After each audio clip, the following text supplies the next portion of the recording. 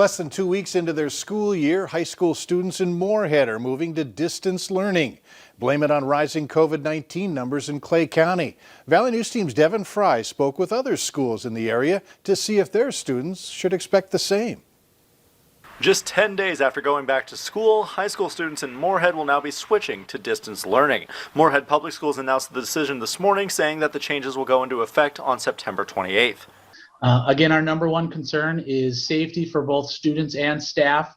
So we just ask everybody to play their part. The COVID-19 numbers in Clay County showed another sharp increase in the past 2 weeks. Moving high schoolers to distance learning is the action that's outlined in the Minnesota Department of Health guidelines for schools. We went from like 15.6 to a little over 36. So it was a pretty big jump. So we thought we had to try to do something to help slow that spread and get our numbers back down for the students. While Moorhead High School will be preparing to send their students home for distance learning, the majority of schools within Clay County will be staying the course. So far, the only other school district that has moved to online learning is Dilworth, Glendon, Felton, who announced that decision earlier this week.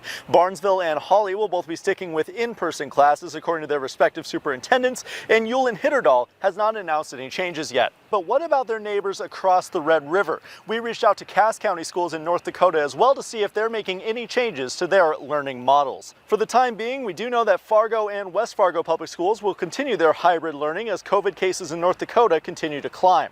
Superintendents from Northern Cass, Hope, Page, and Central Cass school districts have all confirmed that they'll continue in-person learning. The only school district in Cass County with any major changes has been Kindred, who moved high schoolers to distance learning earlier this week.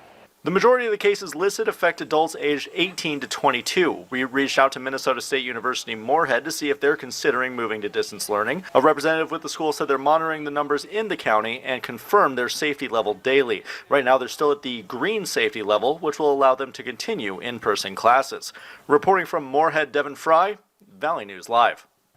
And according to their guidelines, elementary school students in Minnesota will also be urged to switch to distance learning if the infection rate per 10,000 people rises above 50.